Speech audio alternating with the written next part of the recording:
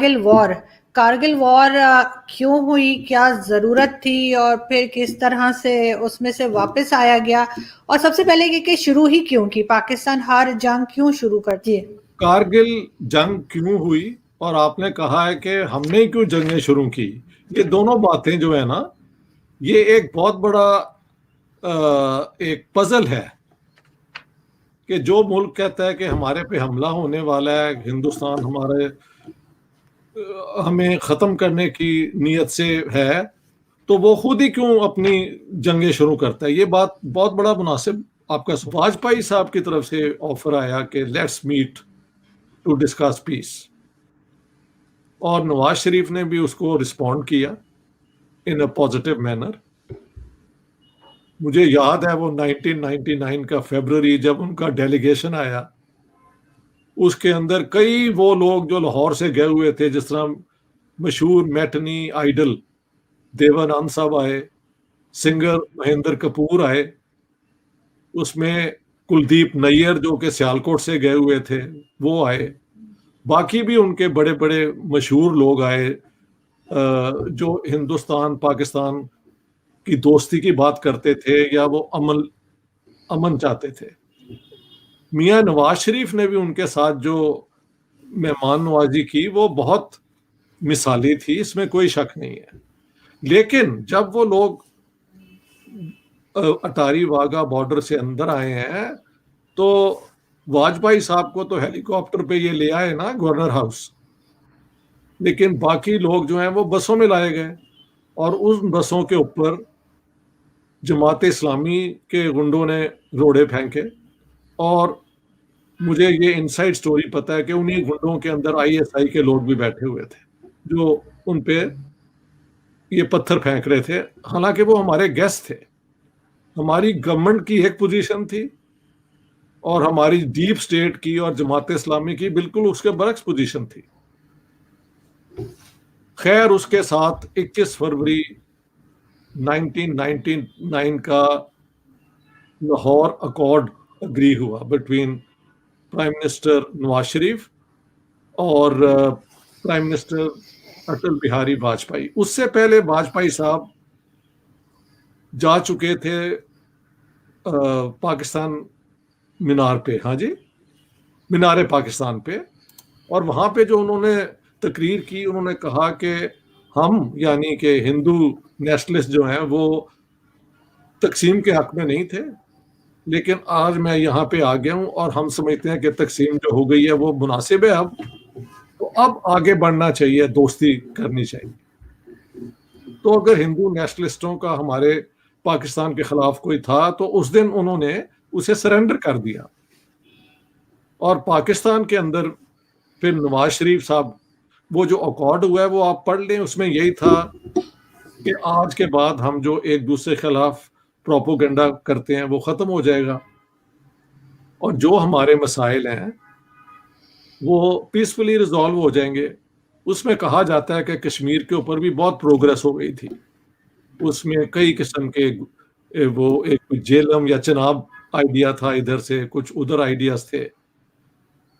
उस पे हम चाहें आप कहेंगे तो बात कर लेंगे। लेकिन हुआ ये कि जब वाजपेयी साहब आने वाले थे तो जाहिर है पाकिस्तान आर्मी को बता दिया गया होगा, चीफ ऑफ आर्मी स्टाफ जो है वो नवाज शरीफ ने परवेज मुशर्रफ को बनाया हुआ था। तो जनवरी से इन्होंने प्लानिंग करनी शुरू कर दी जनरल मुशर्रफ ने, कि देखें हुआ ये था, थोड़ा सा बैक जाना चाहिए।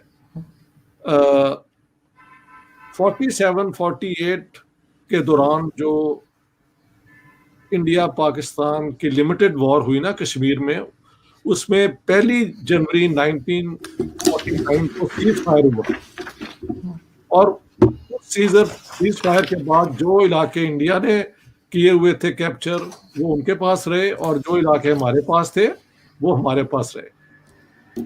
तो उस दौरान ये जो कारगिल का इलाका है वो शायद पाकिस्तान के कंट्रोल में आया था। लेकिन फिर 71 की जंग जिसका जिक्र हमने लास्ट टाइम किया था, उसके बाद थोड़ा सा line of cease fire line में तब्दीली भी आई, कहीं पे हम आगे बढ़े, कहीं पे वो आगे बढ़ गए। तो 71 के बाद कारगिल में इंडिया की पोजीशन बन गई थी, समझ गए आप। और वो ऊपर बैठे हुए थे कारगिल के, नीचे नजर आती थी ढलान जो होती है वैली। तो 90 कहते हैं जनवरी 1999 में इन्होंने प्लानिंग शुरू कर दी कि किसी तरीके से before Vajpayee comes and something happens, हम ये होता ये था कि वो इतनी हाइट पे हैं और इतनी सर्दी होती है कि बहुत कोल्ड पीरियड में इंडियंस नीचे चले जाते थे, अपनी जो थी ना पोस्ट उन्हें वेकेट कर देते थे। कौन आके -40 में -50 में वहां बैठेगा, एंड व्हाट फॉर। तो इन्होंने उस दौरान प्लानिंग शुरू कर दी, और जब वाजपेयी साहब आए तो कुछ लोग कहते हैं तब भी इन्होंने मूव करना शुरू कर दिया था अपने लोगों को। अब वहां पे बड़ा इंटरेस्टिंग है, जो इन्होंने बाद में जब जंग शुरू हुई और ये बात पब्लिक में आई तो कहा गया कि ये तो मुजाहिदीन है, हमारा इन पे तो कोई कंट्रोल नहीं है, जो वहां पे जाके इन्होंने ऑक्यूपाई कर लिया। खैर, इधर से लाहौर अकॉर्ड हुआ और बड़ी सेलिब्रेशंस हुई, वो वाजपेयी साहब चले गए, नवाज शरीफ बहुत खुश हुए कि अब शायद कश्मीर और बाकी मसले पीसफुली हल हो जाएंगे। मई के अंदर रिपोर्ट आ गई ये कि क्योंकि जब गर्मी खत्म हुई, सर्दी, और इंडियंस ने वापस वहां पोस्ट पे आना शुरू किया, तो उन्होंने देखा यहाँ पे तो वो सारी पोस्ट ऑक्यूपाइड हैं बाय ट्रुप्स। आप उन्हें मुजाहिदीन कहें, वो कहते थे ये पाकिस्तानी सोल्जर्स हैं। एक्चुअली वो मिक्स था, कुछ मुजाहिदीन थे, कुछ हमारे लोग उन कपड़ों में आए हुए थे, पक्की बात है। तो फिर उन्होंने मिलिट्री एक्शन किया। अब उनको नीचे से फिर दोबारा आना, ये ऊपर बैठे हुए थे ना हाइट के ऊपर, तो उनको फिर जो मिलिट्री एक्शन करना पड़ा उसके अंदर उनको पूरी अपनी एयर फोर्स को इस्तेमाल करना पड़ा। और जब आप ढलान के ऊपर जा रहे होते हैं तो you are within the range of fire. उनके बहुत लोग मरे भी हैं उसके अंदर, इसमें कोई शक नहीं है। लेकिन जो खबरें बाद में पता लगी कि जब उन्होंने फिर हुआ ये कि हमने तो कहा हम तो वहां पे लड़ ही नहीं रहे, हमारी तो फौज ही नहीं है, ये तो मुजाहिदीन है, तो हम क्या करें। नवाज शरीफ का बयान है, अगर आप कहें तो किताब से पढ़ के दिखा दूं, वो कहते हैं मुझे बिल्कुल नहीं बताया गया और ये ऑल बिहाइंड माय बैक हुआ। और जब ये पता लगा तो Musharraf came to me pleading कि आप जाएं अमेरिका और हमारी सीज फायर करवाएं, वरना हमारा सत्यानाश हो जाएगा। इंडियंस हमें बहुत बुरी तरह अटैक कर रहे हैं और हम हार जाएंगे। तब तक कुछ लोग कहते हैं 2000 से ज्यादा हमारे अपने लोग मारे गए थे इंडियन काउंटर अटैक में। शुरू में तो हमारी गोलियों ने उनको मारा ना, क्योंकि वो ऊपर आ रहे थे, लेकिन जब एयर फोर्स आ जाए और उनकी फुल फोर्स आए और आप अपनी मिलिट्री ना भेजें ये कह के कि हम तो इन्वॉल्व नहीं है। लेकिन सर मुशर्रफ साहब ने तो खुद ये बात मानी है कि उन्होंने अटैक किया था, वो फिर मुजाहिदीन का नाम क्यों ले रहे थे? बात तो सुने ना, यही तो बड़ी इंटरेस्टिंग है। मैंने लास्ट टाइम आपको क्या कहा था कि we are great technical thinkers but we have no strategic thinking. अब ये आप जनरल मुशर्रफ से पूछे ना कि क्या उन्होंने अपनी गवर्नमेंट को कंसल्ट किया था, वो कहते हैं किया था। नवाज शरीफ कहते हैं कि मुझे बिल्कुल नहीं बताया गया कि वो ये एक्शन कर रहे हैं। वो कहते हैं जो हम एक्शन कर रहे हैं उसमें तो जंग होगी नहीं, और ये थोड़ी सी मूव है हमें एडवांटेज दिलाने के लिए। नवाज शरीफ राइट्स दिस, दोनों के बयान है मेरी किताब के अंदर, आप पढ़ लें। मुशर्रफ का ये प्लान है कि हम तो एक्चुअली कश्मीर में एडवांटेज पे थे, ये तो Nawaz Sharif lost the nerves and went to America और वहां पे प्लीड किया कि हमारी सीज फायर करा दें। सच्ची बात यह है कि अगर दो मुल्क एक अकॉर्ड करते हैं, उसे कहते हैं ट्रीटी, और उसको फिर आप वायलेट करते हैं कि जंग शुरू करके, तो उस दिन से सारी दुनिया के अंदर हमारा कश्मीर पे स्टैंड और हमारी आर्मी को रोग आर्मी, रोग का मतलब होता है अनरिलायबल, गुंडागर्दी वाली जो है ना, उसे रोग कहते हैं, जो किसी रूल को नहीं मानती, बुली जो होते हैं, ये सब इन्हें रोग कहा जाता है ना, तब से हमारी मशहूरी बदनामी हो गई कि वी आर अ रोग आर्मी एंड अ रोग स्टेट। ठीक है, तो हुआ ये, और ये मैंने फिर एक थे उनके ब्रिगेडियर नायर, जो के पीछे से हमारे गुजरात का जो है ना डिस्ट्रिक्ट, वहां से गई हुई फैमिली थी, उनसे मेरी मुलाकात हुई और उनका इंटरव्यू मेरी किताब में है। उन्होंने कहा कि जुलाई तक मसला ये था कि कई जो हमने मार दिए थे आपकी तरफ के सोल्जर्स, लेकिन पाकिस्तान आर्मी कहती थी हम तो लड़ ही नहीं रहे। तो अब उनकी जो डेड बॉडीज थी उनको क्या किया जाए, क्योंकि जंग के रूल्स के मुताबिक दोनों तरफ से जब सोल्जर्स लड़ते हैं तो वो अपने मुल्क के हुक्म के मुताबिक लड़ रहे होते हैं, उनकी कोई पर्सनल तो एनिमिटी नहीं होती। इसलिए जंग जब यानी सीज फायर होता है तो आप एक दूसरे की बॉडीज को विद रिस्पेक्ट रिटर्न करते हैं। लेकिन अगर आप कहें कि हम जंग ही नहीं लड़ रहे तो उन डेड बॉडीज का क्या किया जाएगा? तो वो कहते हैं हमारी इंडियन आर्मी के अंदर कई मुस्लिम यूनिट्स हैं और हर यूनिट के साथ एक रिलीजियस फिगर होता है। तो हमारे मौलवियों को फिर बुलाया गया जिन्होंने इस्लामी शरिया राइट्स के मुताबिक उनको दफन किया।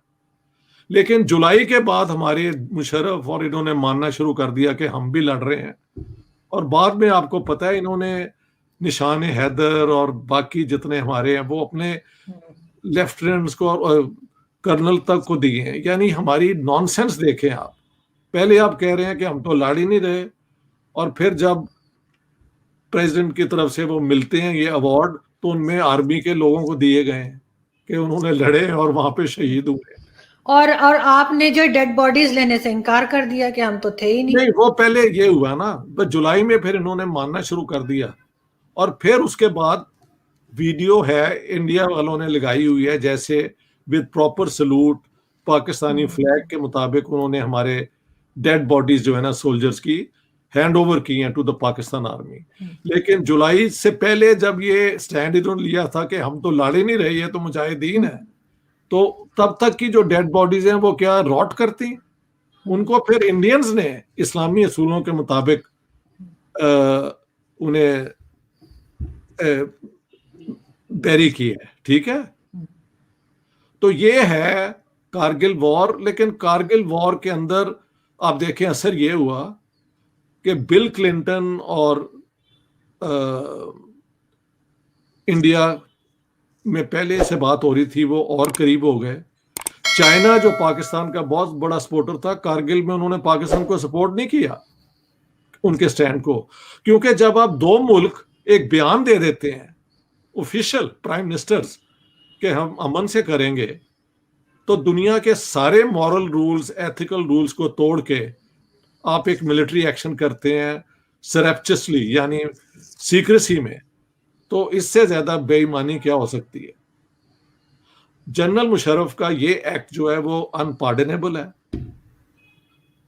हालांकि मैं पर्सनली मिला हूं और I liked him as a person, लेकिन वो तो है ना फ्रंट पे, ये इनकी सारी सोच जो है उसमें स्ट्रेटेजिक थिंकिंग नहीं है। तुमने चलो वो ऑक्यूपाई कर लिया ना, अब आपका एडवांटेज है, तो फिर आप इंडियंस को ऊपर ना आने दें।